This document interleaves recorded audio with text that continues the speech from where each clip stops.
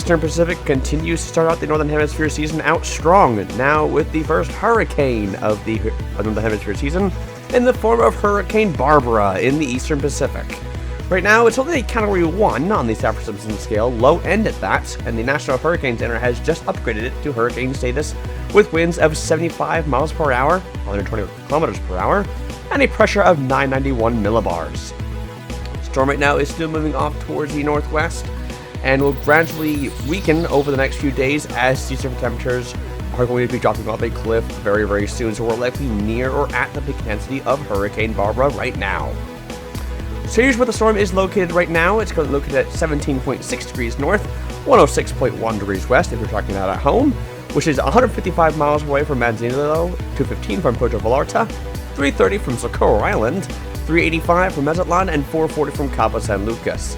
In kilometers, respectively, we have 250, 345, 530, 620, and 710. No threat to any land areas besides rip currents. That is going to be the main threat with Barbara over the next few days as it pushes off towards the northwest.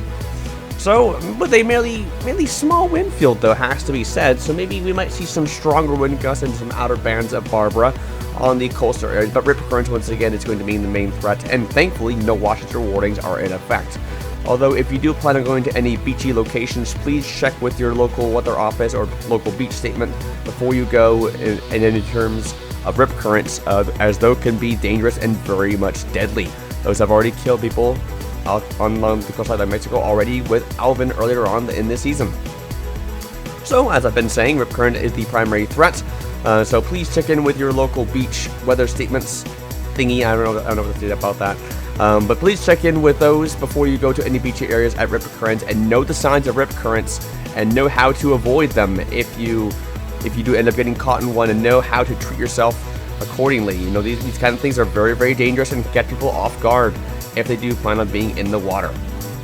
You know that the Pacific coastline is lined full of these kind of beaches, so I imagine that we're going to be seeing lots of reports of rip currents over the next 12 to 24 hours as Barbara makes its presence known here on the coastline of Mexico, and will weaken very rapidly, starting in really probably about 12 to 24 hours from now as it moves off towards the northwest. Here's the forecast.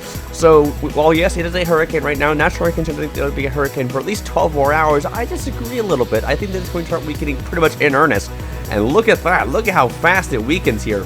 And 36 hours from now, it's already down to a remnant low, believe it or not. So it is going to weaken very, very quickly as it goes off towards the northwest here, mainly due to a wide variety of factors, but sea surface temperatures is going to be the primary thing that's going to weaken this storm, also with an incoming interaction with Tropical Storm Cosme off towards the southwest, which is also now forecast to become a hurricane, believe it or not. So the latest National Hurricane Center forecast cone does take Barbara off towards the northwest, weakening very, very rapidly, and by the middle of the coming week, by Wednesday morning, Barbara will be nothing more than a weakening remnant low south of the tip of the Baja California Peninsula, and that will bring an end to Barbara. And Cosme won't be too far behind it either. Cosme should be dissipating within 24 hours after Barbara, so both of these storms are going to be dissipating relatively soon. So the latest intensity forecast estimates, you can see ADT down there at 70 miles per hour. It's been hovering around that for a good time now. National Hurricane Center had dissipated their hurricane force call, and we have a SAB fix, which fixed 50 miles per hour for the storm. You'll see why probably here on the imagery here in just a few minutes on why it's probably fixed that low. But pretty much a solid hurricane here to start off the Eastern Pacific season so far. So here's the GFS run in terms of the wind speeds. You can see there Barbara was at the top, Cosme was at the bottom.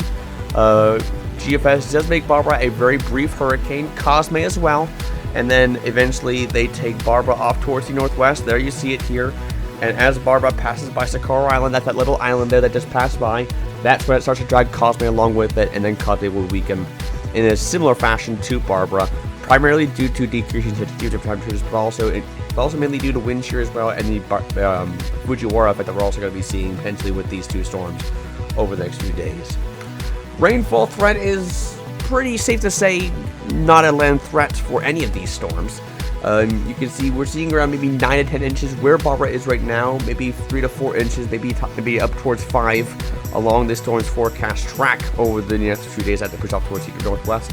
But where Cosme is right now, it is moving very, very slowly, up to 40 inches of rainfall where Cosme is located right now. So certainly giving the ocean some more water to its name. I guess that's one way to say it with all the rainfall out to sea. Thankfully, you can see here the sea temperatures drop off a cliff in about 12 to 24 hours from now, down to 25 Celsius. It's got some sea temperatures over it right now, so it's doing well for now in terms of the waters. But they've already started to drop off, and as the storm goes off towards the northwest, those waters will continue to drop off, and they drop off a cliff pretty much right after now, pretty much. They're down to 27 degrees Celsius right now, and they're down to 24, 23 in about 24 hours from now. Surface plots aren't really going to be saying too much. We got a pressure of 1,011 millibars. I think that it's maybe 1,013 just to the northwest of the north of the storm, I should say. I apologize. So not really going to be seeing too much in terms of these observations. I feel like I'm always seeing that in these kind of updates. But a pretty similar story across the board here with Barbara and her observations. Not really much to be seen.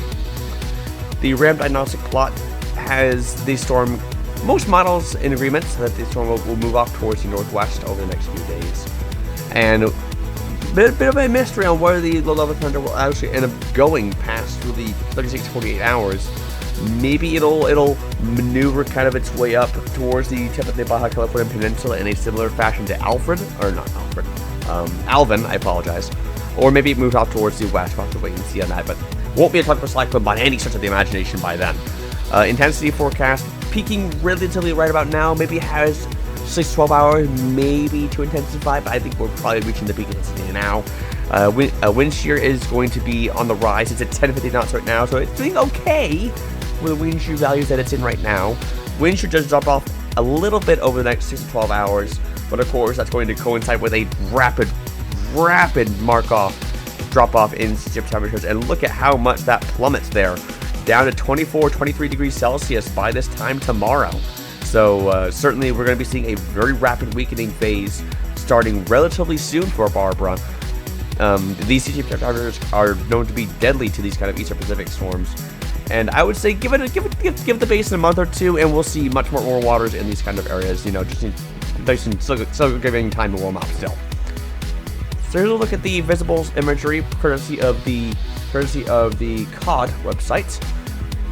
Sun rising over this storm through this loop. It's okay for the first hurricane of the season. I've seen way better first hurricanes of the season than this. I'll say that right off the bat. But at the same time, I've also seen worse hurricanes looking like than this. But satellite estimates do back up the hurricane status for this storm right now. So a hurricane nonetheless, and I bet that it might have even been a hurricane a little bit earlier than what the National Hurricane Center was calling it just a few hours ago. We'll have to see what post-analysis is on that. Water vapor imagery does suggest it might be some dry air in the area. Looks like the floater just moved to California there at the end of the loop. Some dry air may be in the area, but not impacting the storm too much. It's mainly those cooler waters, as I've been saying, that are going to be impacting the storm from here on out. The infrared picture does say that the storm is trying to organize a little bit more, but time is running out for Barbara to show us what it's made of over the next few days. And those cooler waters will wait for it as it pushes off towards the northwest. Thankfully, not a land threat, but what a way to start off the Eastern Pacific season so far. 3 storms in so far.